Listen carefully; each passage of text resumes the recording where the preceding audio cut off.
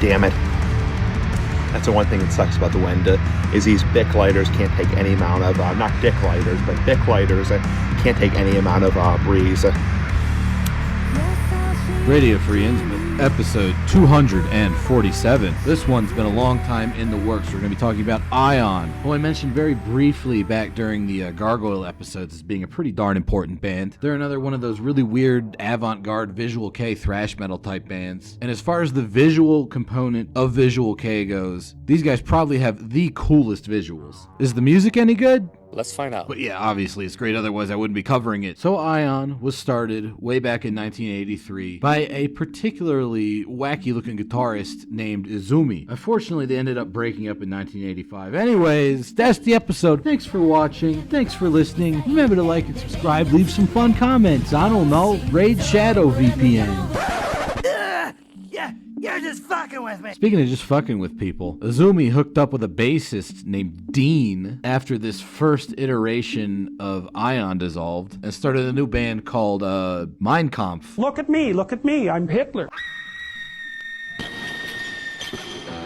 Now, having wacky, controversial names and images on purpose wasn't that unusual for Visual K at the time.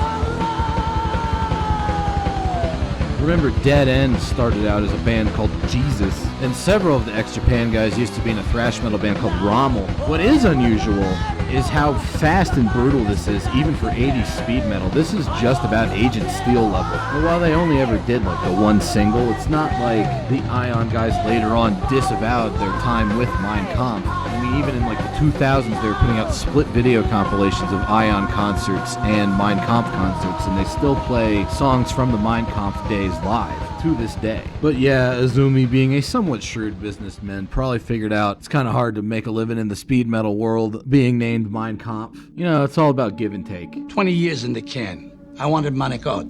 I compromised.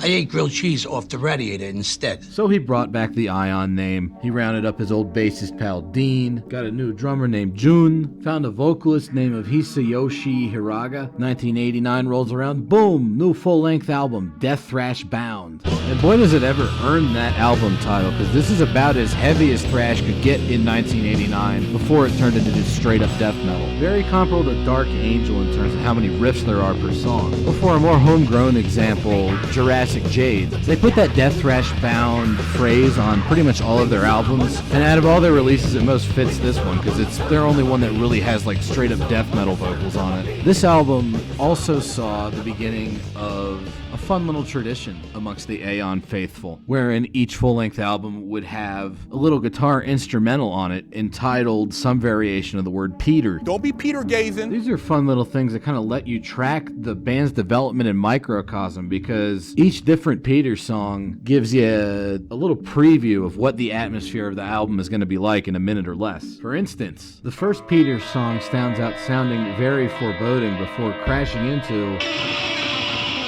some heavily dissonant shredding, perfectly in keeping with the nasty, abrasive overall atmosphere of the Death Thrash Bound album. This first album's also a little bit weird, because right after they recorded it, Hisayoshi Hiraga ended up leaving the band, and they had to get a new vocalist. And when they got that new vocalist, man by the name of Nov, they ended up redoing the whole first album. They didn't re-record any of the instrumentals, they just kind of like remixed and remastered that part, but then they had Nov write all new lyrics and do like all new vocal lines. But it's basically the same album. It's just called Human Grief Man now, so we're not really going to cover it. What we are going to cover is the Magma EP that came out immediately afterwards, because this was the first one that wasn't a re-recording. It's all new songs structured around Nov's much more bizarre but also melodic vocal lines. And this is where Aion as we know them today really starts, because they go from being a relatively run-of-the-mill, albeit rather brutal thrash metal band, to a really wacky progressive band that doesn't quite sound like anybody else I've ever heard. I mean, check out this crazy couplet of two different riff styles coming up here. You've got this weird squeaky hinge Voivod riff, and then this like total old school Metallica riff. And they keep flipping back and forth between the two of them before they jump into some really brutal gang shouts. Also, Nova is one of my favorite thrash metal vocalists. He's about tied with Tiba from Gargoyle in terms of just sounding like an absolute maniac, constantly sliding between this weird sort of like harsh-throated punk thing, something pretty close to a black metal shriek, and then like power metal stuff. This spooky part here with the bar chords reminds me a lot of something that a band like Vector might do, 20, 30 years after this album came out. So obviously, I love it. And as much as I love Nove's vocals, this is clearly Izumi's band, as evidenced by the plethora of technical guitar riffs and mind-bending solos.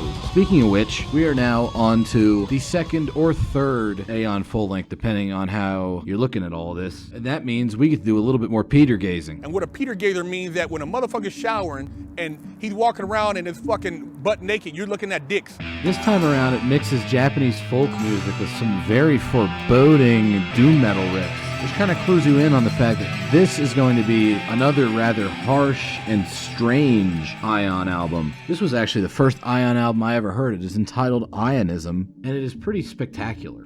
A lot of its tracks have more of a melodic power metal tinge to them, which means that Dean gets to show off some really cool Steve Harris from Iron Maiden style tricks. But even in its most consummate moments, this album is still full of weird stop-start riffage, with lots of cool little guitar tricks. But the bulk of this album deals in very nasty thrash metal, highly rhythmic stuff. And that sort of music gives my boy Nove an adequate opportunity to demonstrate his nasty thrash metal vocals.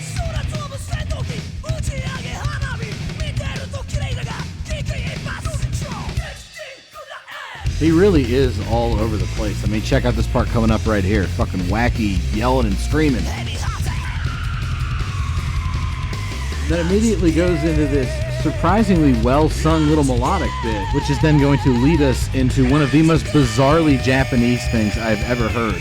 He's going to rhyme English numbers with English words that they don't actually rhyme with, but he makes it rhyme anyways because he's got such a wacky accent. Get ready to learn to count.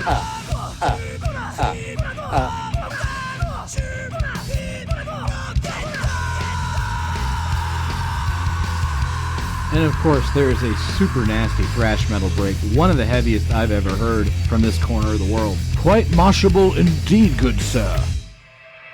And as to be expected, the lead guitar, as always from Izumi, is very creative and melodic and interesting. Speaking of which, the album that comes out after Ionism, the self-titled record Aion, is probably their most melodic, power metal-y kind of album, and it's by far my favorite. So anyways, back to Peter gazing. Right at the beginning of the track, Izumi lets you know, hey, there's going to be some keyboards in this album. It's going to be a little bit more epic. And then the guitars kick in.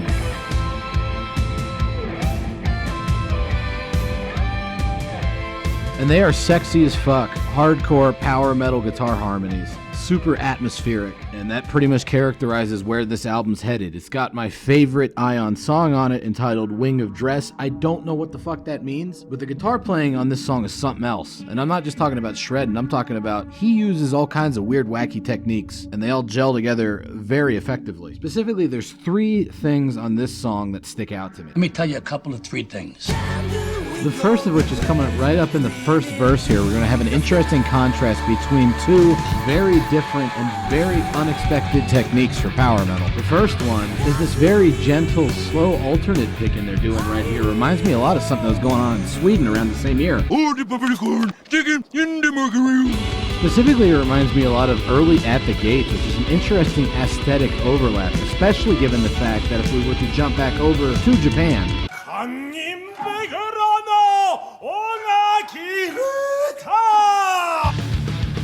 years later, Nove would start a band with Shija from Gargoyle called Volcano that would sound a whole hell of a lot like later At the Gates. It might just all be a wacky coincidence, though. Crazy ass, like the big ass cigar. But yeah, that sort of proto-melodic death metal verse riff is lovely. And it's even wackier when you hear what it runs into in the second half of the verse, where Izumi starts doing this weird squiggly funk thing that almost sounds kind of Russian to me. Specifically a whole lot like Shorny Obelisк, one of my other favorite bands, as you're no doubt already probably aware. Good stuff, man. Although to be fair, plenty of other Visual K bands also did this wacky squiggly thing, especially ex-Japan. But here's the second part of the song that sticks out for me. It's this absolutely lovely chorus, especially the backing vocals right here. That's good fucking stuff. This is another one of those songs that I listen to almost every time I go to the gym, and honestly, it's mostly because of that chorus. Something about those backing vocals does something for me. And the third thing I really dig about this song is the awesome solo here, which really has this like sense of narrative development to it. All these like layered parts leading up into the actual shredding itself. And even the shreddy parts are still like very catchy and memorable in consonants. I gotta say, Izumi, one of my favorite guitar players, and this is probably my favorite solo from him. So how the hell do you follow up a melodic power metal masterpiece like that? Well, we're gonna have to do a little bit more Peter gazing. But if you're looking for that, there's motherfuckers in there. As soon as you get there, they got some hard dick for them butt cheeks. This time around, St. Peter's brought us another big power metal instrumental anthem. What sticks out to me is how much more prominent the bass is on this album, and that's the main way that this Peter foreshadows the rest of the fifth or fourth, depending on how you look at it, Aion album entitled Zetto. Because despite this particular Peter being relatively melodic and pleasant, Zetto is actually one of their heaviest albums. I would almost say it occupies the same space in their discography as Coroner's Grin, as it is both heavily groove influenced and very progressive and dissonant. Like that song Windy back from their Magma days, a lot of songs in this album will be all about melding two different approaches to riffing, like this groove riff going into this weird squeaky post-punk riff. Poor Nove really has to like screw around with his vocal lines that make him fit around all this weird guitar playing. During the groove parts, he adopts this sort of halting phraseology, and then when it gets into the post-punk, he does this weird, very flowing vocal performance that bounces off of those very choppy guitars in an interesting way. And then it finally stitches together with sort of like a major key pop-punk chorus. Really weird stuff. Speaking of weird, this fucked up guitar solo right here. You got one guitar channel's total Trey Azimuth level guitar madness. The other one is completely fluid and consonant melody. And they stitch each other together with the bass guitar into a very sunny and happy sounding, almost pop-punk guitar solo section. Zetto might be the strangest Aion album. And it was certainly an unexpected follow-up to the very power metal and melodic type stuff they were doing back on the self-titled. If anything, the album after Zetto, Absolute, almost feels more like a follow-up to the self-titled album than Zetto did. And with that, yeah, a little bit more Peter gazing. If you drop your soap while in the shower, let it go. So this particular Peter starts out sounding really, really weird, almost kind of ethnic rocky, maybe like a krautrock song, Amandul too, maybe? But then the electric distorted guitars hit, and yeah, we're in full epic power metal mode on this album, albeit power metal with a really weird, progressive, technical sense to it, and the groove stuff from the prior album has not vanished at all either. A lot of that two-part riffage from the prior album is expanded upon here, but this time they utilize way more clean guitars than they ever have before. I mean, it still gets heavy when it needs to.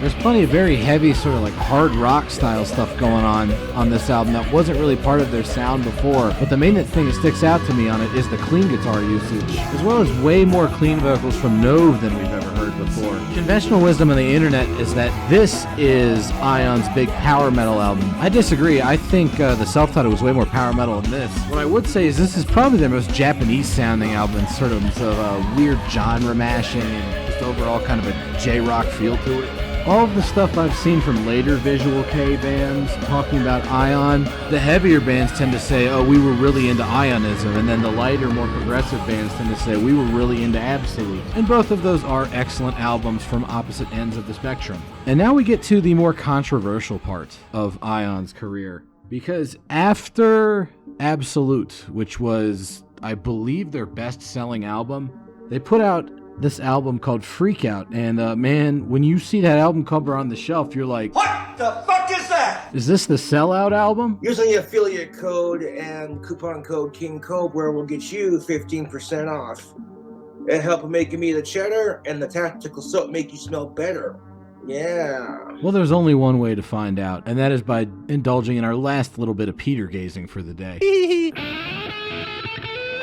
And honestly, out of all of the Peter tracks, this one's probably my second favorite after the one on the self-titled album. It's got this weird, like, crazy Latin percussion thing going on. Very world music-y. That's always something that Izumi has enjoyed indulging in during the little Peter experiments. But apart from that, the album itself utilizes a lot of that same tribal percussion you heard given a little preview in that Peter experiment. but it's also, you know, total Aion type speed metal. Like, it's not a sellout album at all. It sounds like what you'd expect an Aion album to sound like. And honestly, if it didn't have that retarded cover over there giving you the stink eye, like, and you just heard the music, you'd be like, that's a quality Aion album. I mean, look at this awesome, intense chorus. This is high-quality speed metal. But alas, they did choose to use that album cover. And I swear to God, everybody saw that and just assumed this album sucked and gave up on the band. Because right after this one came out, I guess they figured that album cover ruined their career. It's all your fault, you dummy, you. Because they entered an entirely new stage of the whole Aion saga. They jumped off the major label, and they started putting out albums only released to their fan club, at least initially. And on these albums, it was Izumi doing all the instruments, including programming drums, and then having Nove on vocals. And these are interesting because they are very angry sounding. Much more reminiscent of their early tech thrash days than any of their 90s power metal stuff. They are quite good, but at the same time, you know, you listen to these and you're like, man, this would be better if it was a full studio album. But hey, if that's what they want to do, that's what they're going to do, and I can't stop them. So Izumi and Nove have been putting out these, like, two-man albums for years and years now. There's a bunch of them. They also get the band together to play live shows still. And pretty much everybody else in the band is more concentrating on a lot of their, like, solo side project stuff nowadays. For instance, Dean, the bassist, actually ended up reforming Mineconf with, of all people, Hisayoshi Hiraga on vocals. That was the original Aion vocalist before Nove joined. And speaking of that guy, Hisayoshi Hiraga, after he left Aion, started up this band called Rosenfeld, which is very much a brutal sort of death thrash thing, kind of in the tradition of old school Pestilence. This was actually the first Japanese thrash metal album I ever heard, now that I think about it. Although at the time I didn't know it was Japanese. But yeah, this stuff is, like, really fucking intense. I don't know if he was mad at being let go from Aion, or as far as I could tell, he actually left of his own accord. So I don't know what he's so angry about, but he's sure pissed, and it makes for some good thrash metal. Nove has probably been the most active post-Aion, given his duties in Volcano with Shija, the ex-Gargoyle guitarist, as well as his other band, the Jigoku Quartet, which are kind of disturbing because he doesn't wear makeup in it, and it's just odd seeing him not looking like a Tim Burton reimagining of a Cenobite in a post-apocalyptic Blade Runner future where Freddy Krueger is the CEO of the Tyrell Corporation. Music's real good though. They're a band with a sound that's kind of hard to nail down. It's almost like super technical groove metal. Maybe if X-Order decided to cover a bunch of Vector songs, there's quite a bit of power metal to it as well, which is, you know, it's Nove that's gonna happen, and I'm glad it does. Honestly, I should probably just do a whole episode just about the different Nove bands, you know, Volcano, Jigoku Quartet. I hear this guy got so big in Russia, they named a city after him, Nizhny Novgorod? Huh? Jeez, I don't know. I'd like that joke. And I like the band Aion, whole lot. One of my favorite bands. Surprised I managed to get through them all in one episode. Hopefully you enjoyed it. Thank you for watching, and I will see you next time. If someone came up to me and they were like, hey Cobra, here's a big fat bag of cocaine, and here's a big fat bag of meth, which one do you want? I'm like, you know, I'd rather take the cocaine, to be honest, because that's classy. Cocaine is classy compared to, like, crank, you know what I'm saying?